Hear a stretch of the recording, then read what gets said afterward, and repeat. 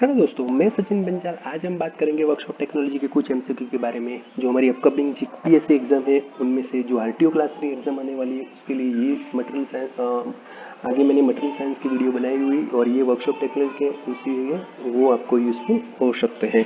Okay, तो और कुछ एमसीक्यू में मैंने फिगर भी अटैच किया है जो आपको समझने में थोड़ा ईजी रहेगा। ठीक है, चलो स्टार्ट करते हैं वर्कशॉप टेक्नोलॉजी के कुछ इंपॉर्टेंट एमसीक्यू।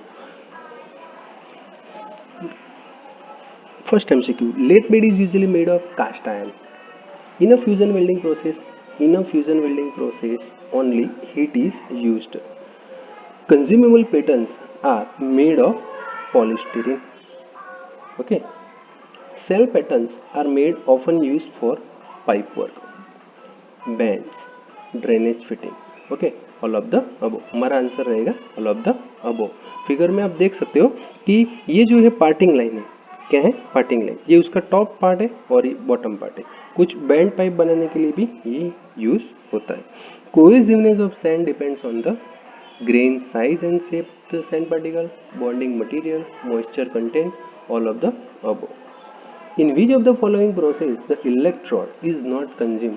कौन सी प्रोसेस में इलेक्ट्रोड कंज्यूम नहीं होता? तो TAG welding, tungsten inert gas welding. TAG का फुल फॉर्म होता है tungsten inert gas welding. Okay, और टीएजी वेल्डिंग की फिगर आप देख सकते हो।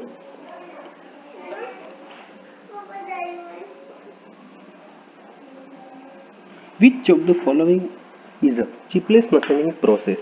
Which of the following is a chipless machining process? That is the metal spinning. Okay. Knurling में भी मटेरियल रिमूव होता है, होबिंग में भी, होबिंग इज अ गियर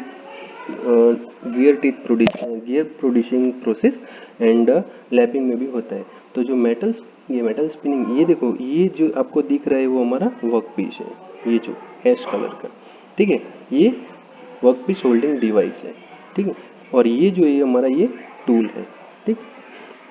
तो इसमें मटेरियल जो है वो स्ट्रेच होता है और उसमें मटेरियल रिमूव प्रोसेस नहीं होती।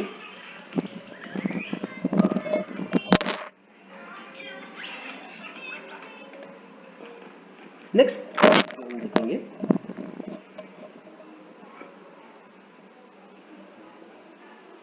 Principal material used in soldering are. Soldering के लिए जो मटेरियल यूज होता है वायर का वो कौन सा होता है? टीन एंड लीड होता है। Next question, crankshaft and gears are made from nodular cast iron. ये जो है नोड्यूलर कास्ट आयरन मटेरियल का है। इन फोरहैंड वेल्डिंग एक बात जरूर याद रखना, फोरहैंड वेल्डिंग में जो टॉर्च है वो टॉर्च कुछ इंक्लिनेशन पर होता है और ये जो है फीलर रोड होता है, उसका कुछ फिक्स एंगल भी होता है, लेकिन जो हमारा ये टॉर्च का जो डायरेक्शन है वो इन डायरेक्शन होनी चाहिए। Okay, and in backhand welding ये जो है हमारा ये टॉर्च एंड वेल्डिंग की जो डायरेक्शन ये ऑपोजिट होती है। तो बैकएंड में डायरेक्शन ऑपोजिट होती है एंड फोरहैंड वेल्डिंग में डायरेक्शन, ये डायरेक्शन दोनों सेम होती है। The torch point in the same direction in which the welding is been done. Which of the following material can be choice for flat belt used in belt drive? All of the above. Leather, fabric and rubber. कुछ भी material use कर सकते हैं। Next question, to adjust the change in length of the propeller shaft the slip joint is used. Next question, the process of shaping a flat or hollow blank into 3-dimensional hollow component into any appreciable change in sheet thickness is called the drawing. Okay, ये जो है ये हमारा workpiece है और ये जो है डाई है, उसमें से वर्कपीस को दोनों डाई में से पास करते हैं तो क्या होता है कि मटेरियल की जो थिकनेस जो डायमीटर होता है वो रिड्यूस होता है। Okay, that is known as the drawing process. Which of the following pattern is used to produce a large number of casting? तो gated pattern. Large number of casting जो आपको produce करने हैं तो वो जो पैटर्न है उसको क्या बोलते हैं? Gated pattern. ये इसमें जो हमारा पार्टिकल फाइनल प्रोडक्ट होता है ये ओनली यही होता है, ये जो सर्कल वाला, ठीक है। ये जो है रनर है, ये क्या है? रनर, ये रनर है सब। ओके, रनर मीन्स हमारा मटेरियल वहां तक जाता है, ठीक है। ये जो है गेट है, ये जो गेट है फिगर में दिखा हुआ है और पैटर्न वो आपको दिखाया हुआ है कि ये हमारी प्रोडक्ट है, जिसको हमें कास्ट करना है। ठीक है, तो same material and same work piece but large number में प्रोड्यूस करने, मास प्रोडक्ट करने के लिए गेटेड पैटर्न यूज होता है। The taper provided in the pattern for its removal is known as the draft allowance. जब हम छोटे थे तो वो कुल्फी वाला जब आता था तो वो जो कुल्फी जिसमें से निकलता था वो भी टेपर तक आता है। वो हम समझ सकते, तब नहीं समझते थे लेकिन अब समझ सकते हैं कि वो क्यों टेपर का था, क्योंकि टेपर होने का रीज़न कि वो इजीली रिमूव हो जाए। ठीक है, लेकिन आप देख सकते हो कि ये विदाउट टेपर क्या हालत हो सकती है। विदाउट टेपर आप मटेरियल को और अपने जो प्रोडक्ट है उसको इजीली बाहर नहीं निकाल सकते। So the taper provided to the pattern for its removal is known as the draft allowance. Which of the following metal forming process is performed the squeezing out of the material into the hole? तो ये जो है हमारा RAM, one type piston ही समझो। ठीक है, ये जो है हमारा सिलेंडर, ये जो रैम है मटेरियल को क्या करती है, पुश करती है। तो हमारी जो डाई है, डाई में से मटेरियल क्या होगा, पास होगा। तो ये जो हमको मिलता है ये एक्सट्रूजन प्रोसेस है। क्या है, extrusion process. Which of the following manufacture process is mainly considered for producing the component of very high strength such as the connecting rod of an engine?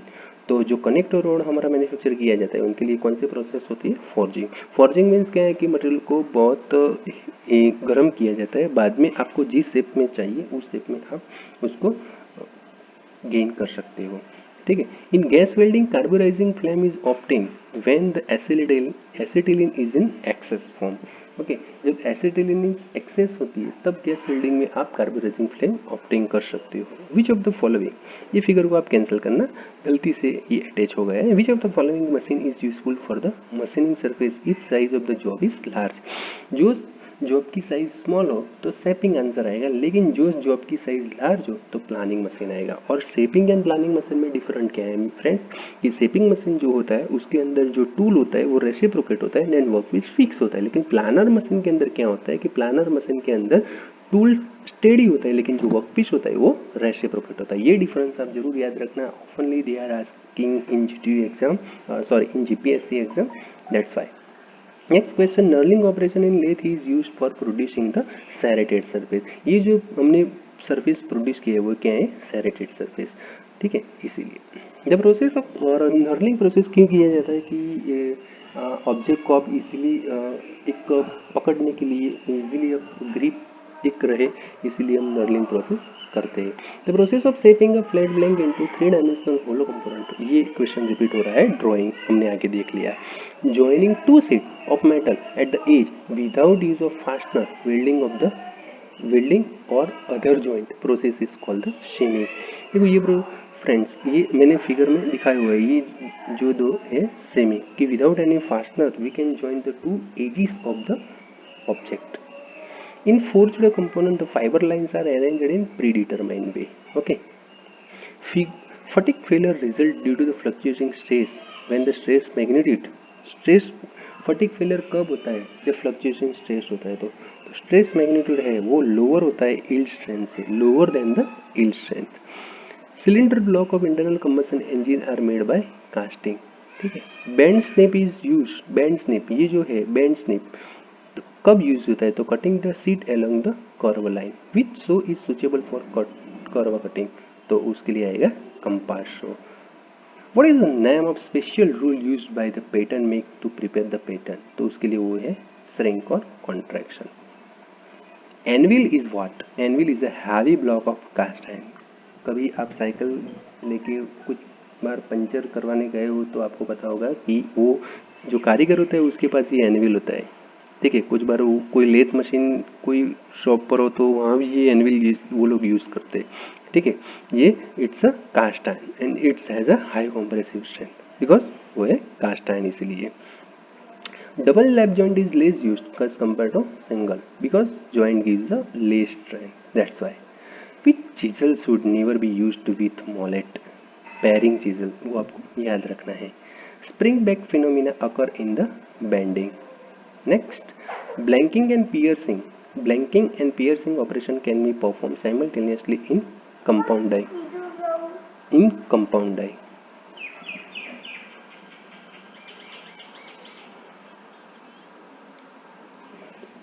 Next question, external screw thread, external screw thread can be produce fastest bye rolling, bye rolling.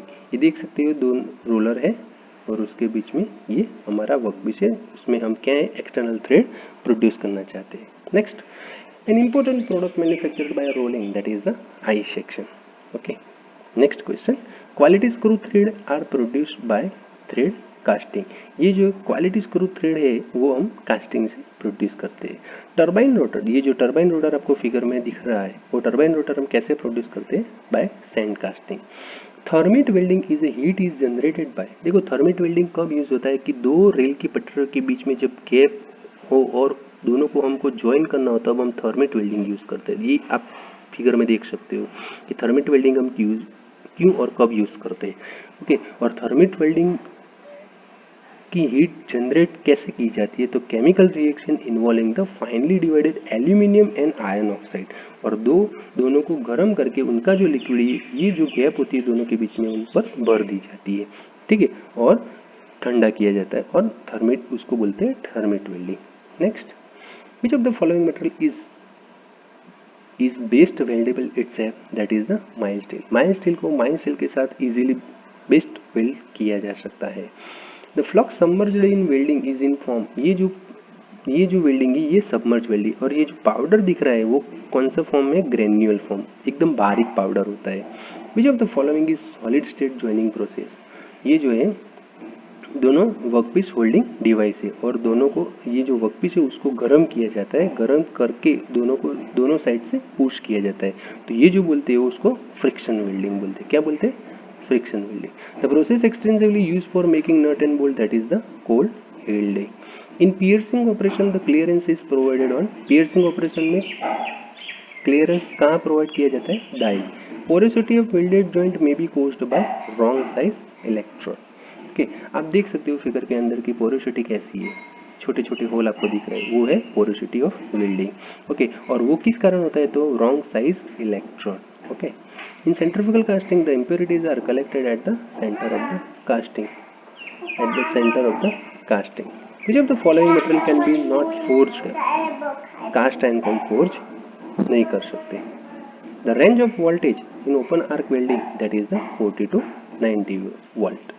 Seat metal work is carried out only on metal sheet which are, जिसको roll किया वो sheet metal को work कर सकते हैं। Which one of the following can be cut with rasp file, ये rasp file से कौन सा मटेरियल कट कर सकते हैं, वुड को। The commonly use standard length of the hexo that is the 250, ये हेक्सो की ब्लेड है और ये हेक्सो की फ्रेम है, ठीक है, और उसमें कौन से स्टैंडर्ड की हेक्सो लेंथ यूज की जाती है, 250 है। The upsetting process of increase in the cross section of the bar, the green sand mould indicate that mould contain the moisture, ये जो आपको दिख रहा है वो ग्रीन सैंड है, ग्रीन सैंड मोल्ड है और उसमें mould contain the moisture. Casting defect which result in general enlargement, enlargement means जिस डायमेंशन में हम चाहिए उससे हमारा जो प्रोडक्ट है वो ज़्यादा डायमेंशन मिलता है, जैसे कि ये हमारा डिज़ायर डायमेंशन है, ये हमारा डिज़ायर डायमेंशन है, लेकिन हमको जो डायमेंशन मिलता है वो कौन सा मिलता है, ये डायमेंशन मिलता है। तो ये जो अनलार्जमेंट हुआ ये डिफेक्ट को हम बोलते हैं swelling. Commonly used gases in TAG welding are helium and argon. Commonly used gases in TAG welding, tungsten inert gas welding में जो गैस यूज किया जाता है वो है helium and argon. Plastic can be welded by easily ultrasonic welding. Collapsible tube जो Colgate होती है वो कैसे, उसकी जो ट्यूब है कैसे बनाई जाती है, तो extrusion. The arc in the arc welding is created by contact resistance, arc in arc welding is created by contact resistance. The hot tearing in metal casting is due to the, जो hot tearing है वो casting defect है और वो क्यों होती है, तो wide range of solidification temperature के कारण। Thank you friends, thank you so much हमारी वीडियो देखने के लिए, और वीडियो को लाइक और सब्सक्राइब करना मत भूलिए। Okay, thank you.